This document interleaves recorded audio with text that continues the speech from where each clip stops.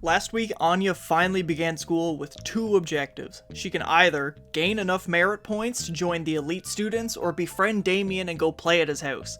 Unfortunately, she started her school career by punching his lights out and losing a merit point. Yet another step of Loid's plan is failing, so this episode we get to see him struggle not to lose it as everything just gets worse. Loid makes breakfast for a sleepy Yor and an embarrassed Anya. Anya apologizes for being bad at school, but Yor insists it's actually her fault for teaching a small child her lethal abilities. Loid, being the practical man he is, would rather reassess and improve for the future than sit around and play the blame game with Mark Zed. Anya has her first day of classes today where she has an opportunity to both learn and apologize to Damien in a desperate attempt to fix the crumbling Plan B. Anya hops on the bus and arrives at school around the same time as Becky, so they walk together. As they talk about rich people things, Damien leaves his dorm and is upset by the sight of Anya. But maybe upset isn't the right word. His boys attempt to defend his honor while Anya struggles to get through an apology. Becky drags her away like her mother does with bodies, and Loid begins to wonder if Becky is a secret counter-agent here to foil his plans.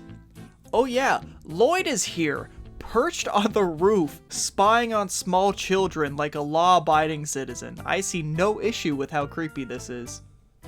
When Anya makes it to her class, her head is flooded with the negative thoughts of her classmates towards her. Even the teachers think she's a delinquent, as she quickly tires and takes a nap in class, which the teacher calls scary. A young child being tired at 8 AM math class is scary.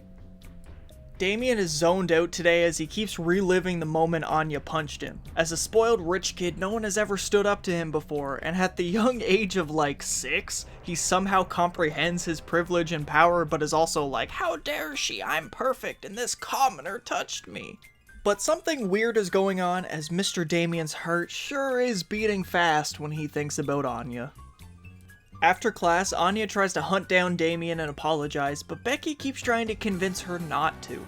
Damien deserved it, but unfortunately, the fate of the world is probably a higher priority than Becky's pride. Anya starts to believe her, and Loid gets desperate to make this apology happen.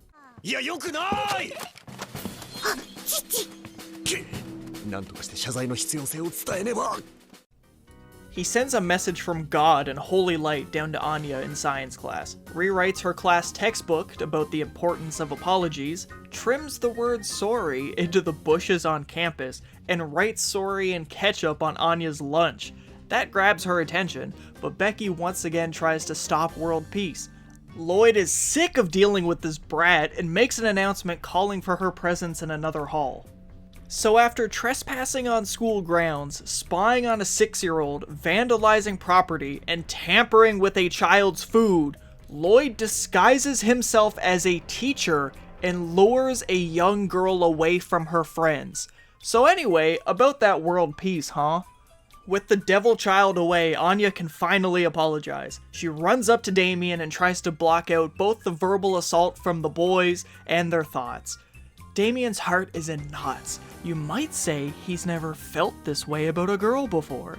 And when Anya breaks down in tears and apologizes, it hits him pretty hard.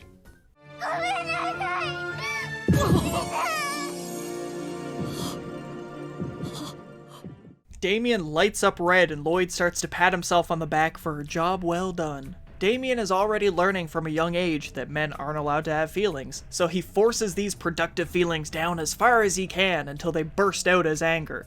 He will never admit to liking a commoner and will never forgive Anya.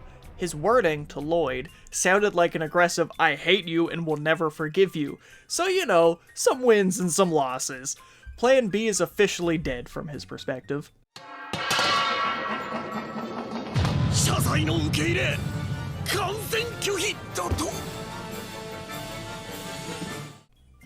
Back home, Loid needs to fill Anya's head with as much knowledge as possible. If this boy hates her, then she must become an honor student.